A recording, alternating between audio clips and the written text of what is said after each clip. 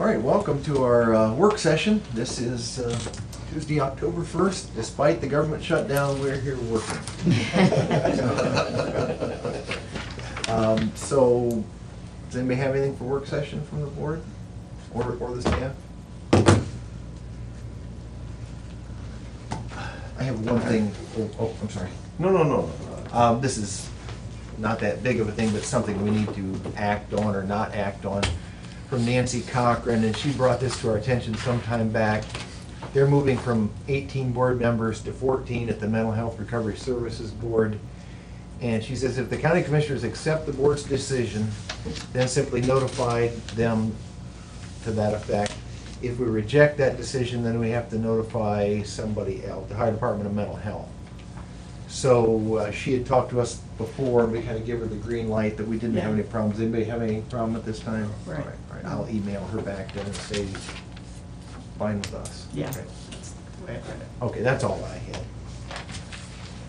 had. Anybody else? I guess Easy day in the counties. the, Fred, you had sent that email about regarding the joint Historical Society Museum Foundation meeting.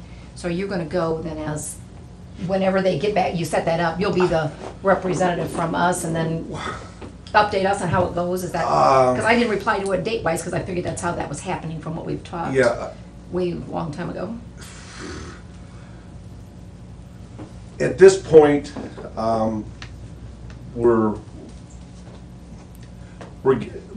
we haven't formed anything. I'm doing this more of a at this point as a private citizen.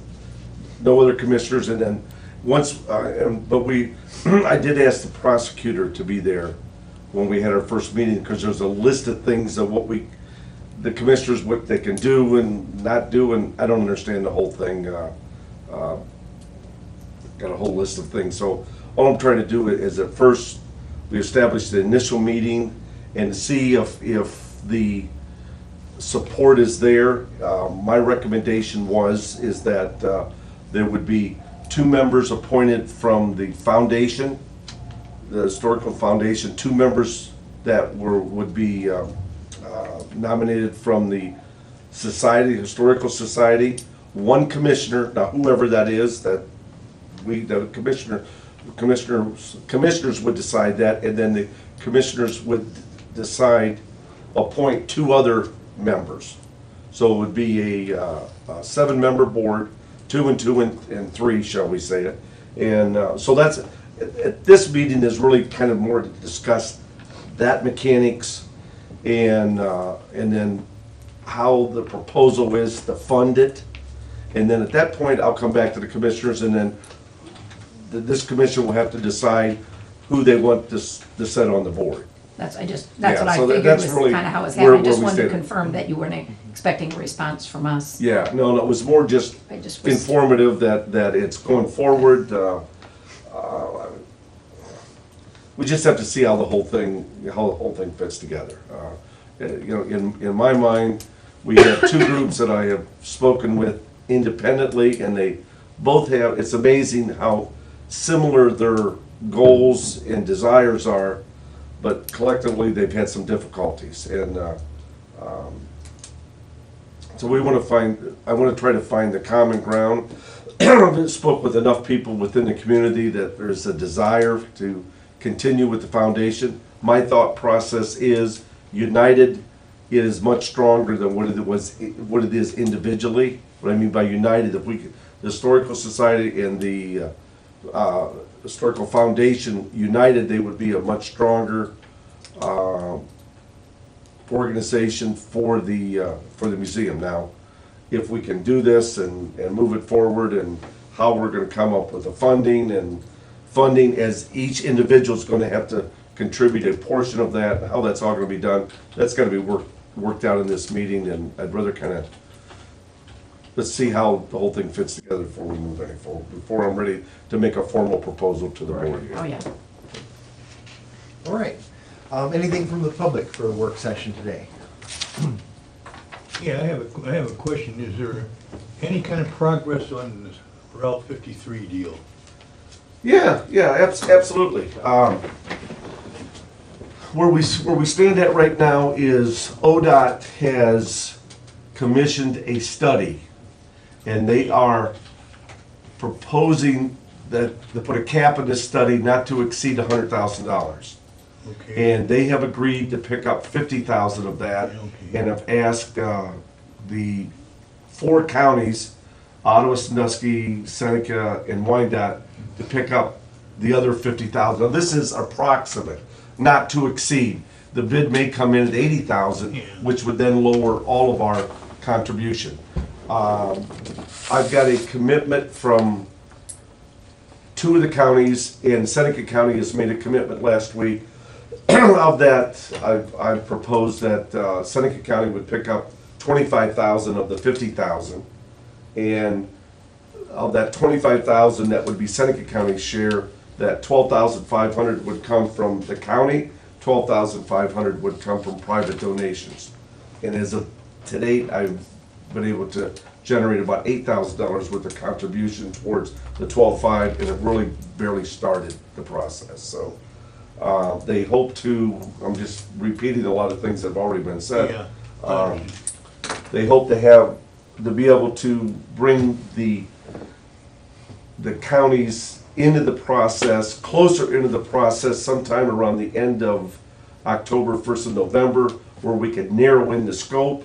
They would then evaluate that and let the contract out sometime the end of December. They would start the study the 1st of January, and they would hope in 6 to 9 months to complete the study. So, That was talked about a little more in detail on Tuesday evening. And on the agenda today is our portion of that funding that we're Okay, approving. okay. and realizing that our portion of it is if the total bid is less than 100,000, Yeah. that would reduce all of our Yeah. contribution towards it. We would keep the same percentage-wise, but it would just reduce the overall amount. So I'm not sure exactly how Well, that works. We appropriate it, but we won't pay a bill that, I mean, if the bill is 10, that's Yeah, all we're yeah. gonna pay. Yeah. Okay, now I got another question. Okay, they make this study, and they determine something. Are they just gonna sit on it like they have been over my lifetime, or? Well, now, I- that is gonna be the responsibility of this commission and the coalition. We've gotta keep this, it's the Yeah. old squeaky wheel syndrome. If we keep our foot up everyone's tail, then we can make something happen. If we take a very passive approach to it, then we just wasted money for a study, and it will sit there on the shelf, Yeah, and it will right. dust off every couple of years. Exactly. you So got that, there. that is, and I believe what we have in front of us here with this 4-county coalition is, this is, it's a key element. The difficult part is keep everybody engaged. And that's why I think it's so important where ODOT's gonna invite us back in sometime end of October, 1st of November, so that each one of the counties can have their little spin on what they're looking for in the overall project.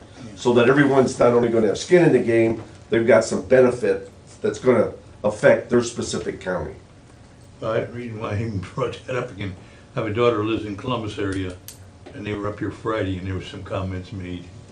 I have a son-in-law, we were talking about the situation and everything, and we were talking about how they could, I think he eased some of the accident problems on the road, you know, he was even looking at things that, I mean, he knew about this, and he was even looking at things about it, well, they could do this and that. You know, if some poor son-in-law of mine could figure out some things, why the heck can't the state figure it out? The people that are supposed to know about it, you know. And we do want to give them credit, they've done a lot of ditch alterations along there, which was a huge problem. That's what killed Mr. Parker, was a deep ditch that he got pushed off the road and couldn't correct. So we do want to give them some credit, they've done some things there. And one stretch out there, not too far south, that ditch along the right side is still a dangerous place. Oh, sure, sure. They ought to buy property and move that ditch. I mean, that may be a bad situation, a hard situation, but. We all gotta realize that, let's call this is 0, we're just starting the process, versus 10, shovel on the ground. We're probably in step 2. 2 of a 10-step project. So I mean, there's a long, long way to go to this, but, you know, I've mentioned this many, many times. I think that the key to this is the coalition. We have 4 counties that are absolutely engaged into this corridor. That's a plus. And we just gotta continue to keep political pressure on, Not sit on their hands. yep, yep. So, Okay, I guess the fact that they came up kind of brought this back to my mind again. I guess as bad as my mind is, it still brought it back, you know. But I mean, you know, when somebody could come up through there, and they knew about the situation, but when they're looking at it up in the road up here, you know, driving 53 between Upper Sandusky and here,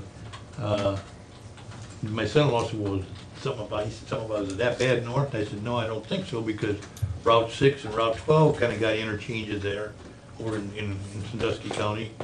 And their roads are wider right-of-ways over there by far, you know. Okay, I won't bother you anymore about Okay, that. that's all right. Anybody else? Anything for today? Talking, Go ahead. those ditches south, they're really doing a nice job on those. Good. If you've seen them lately. I have. They've They're still really working on them too. flattened them out, That's the ones on the east side though, isn't it? both sides, Both sides? both Yeah. sides. it's not only ditches, but it's what they call line of sight, is the hills, Oh. and eventually. I haven't been out there They want to myself. have, if you level out some of those hills, and that's some of the things that we hope to achieve by this, to kind of even the plane out so you can see far enough. Some of the things they did early is seeded and you almost can't tell they did it driving by because. You know, I haven't really been out there since they've been working on that. Maybe I should shut my mouth up, go out and look and see what they're Oh, doing. there's a lot to do yet. Yeah. If I could, Kevin, if I could just make a couple other statements before we, on some other things, kind of, for this work session here.